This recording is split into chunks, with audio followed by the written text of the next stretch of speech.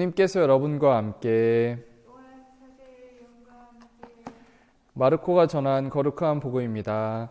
주님 영광 받으소서. 그 무렵 예수님께서는 회당에서 나오시어 야고보와 요한과 함께 곧바로 시몬과 안드레아 집으로 가셨다. 그때 시몬의 장모가 열병으로 누워 있어서 사람들이 곧바로 예수님께 그 부인의 사정을 이야기하였다.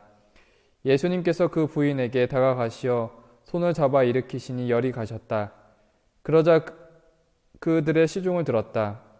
저녁이 되고 해가 지자 사람들이 병든 이들과 마귀 들린 이들을 모두 예수님께 데려왔다. 온 고을 사람들이 문 앞에 모여들었다. 예수님께서는 갖가지 질병을 앓는 많은 사람을 고쳐주시고 많은 마귀를 쫓아내셨다. 그러면서 마귀들이 말하는 것을 허락하지 않으셨다. 그들이 당신을 알고 있었기 때문이다. 다음 날 새벽 아직 캄캄할 때 예수님께서는 일어나 외딴 곳으로 나가시어 그곳에서 기도하셨다. 시몬과 그 일행이 예수님을 찾아 나섰다가 그분을 만나자 모두 스승님을 찾고 있습니다 하고 말하였다.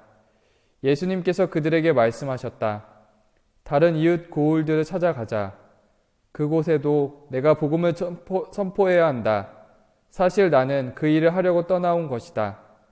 그러고 나서 예수님께서는 온 갈릴레아를 다니시며 회당에서 복음을 선포하시고 마귀들을 쫓아내셨다. 주님의 말씀입니다. 참 예수님, 오늘 소년 사무엘은 엘리를 섬기고 있었습니다.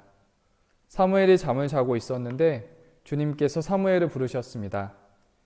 엘리와 사무엘은 둘 다 주님께서 부르시는지 모르고 있었습니다. 세 번째로 사무엘이 엘리를 찾아갔을 때 엘리는 그때서야 주님께서 부르시는 줄 알았습니다. 엘리는 사무엘에게 주님, 말씀하십시오. 당신 종이 듣고 있습니다. 하고 말씀드리라고 전합니다. 네 번째로 주님께서 사무엘아 사무엘아 불렀을 때 사무엘은 대답했습니다. 말씀하십시오. 당신 종이 듣고 있습니다. 그리고 사무엘은 주님께서 해주시는 말씀을 들었습니다. 사무엘이 주님의 말씀을 듣는 모습을 주목해서 보려고 합니다. 우리도 어떻게 하면 사무엘처럼 주님의 말씀을 들을 수 있을까요? 오늘은 주님의 말씀을 들음에 대해서 나누고자 합니다. 구약 열왕기 학원의 히즈키야 임금은 어려운 상황에서 주님의 말씀을 들었습니다. 그 당시 히즈키야는 아시리아 침략의 위협을 받고 있었습니다. 히즈키야는 아시리아 사신의 편지를 읽고 나서 주님의 집으로 올라가서 그것을 펼쳐놓고 기도를 드립니다. 거룩들 위에 자정하신 주 이스라엘의 하느님, 세상의 모든 왕국 위에 당신 홀로 하느님이십니다. 당신께서는 하늘과 땅을 만드셨습니다. 주님, 귀를 기울여 들어주십시오. 주님, 눈을 뜨고 보아주십시오. 살아계신 하느님을 조롱하려고 사네립이 보낸 이 말을 들어보십시오. 그러나 이제 주 저희 하느님, 부디 저희를 저자의 손에서 구원하여 주십시오. 그러면 세상의 모든 왕국이 주님, 당신 홀로 하느님이심을 알게 될 것입니다. 히즈키야는 아시리아의 위협에 대해 주님의 집에서 주님께 간절하게 기도를 드렸습니다. 그리고 히즈키야의 기도가 닿아서 이사야 예언자로부터 그 기도에 대한 응답을 듣습니다. 이사야 예언자는 이렇게 전해줍니다. 주 이스라엘의 하느님께서 이렇게 말씀하십니다.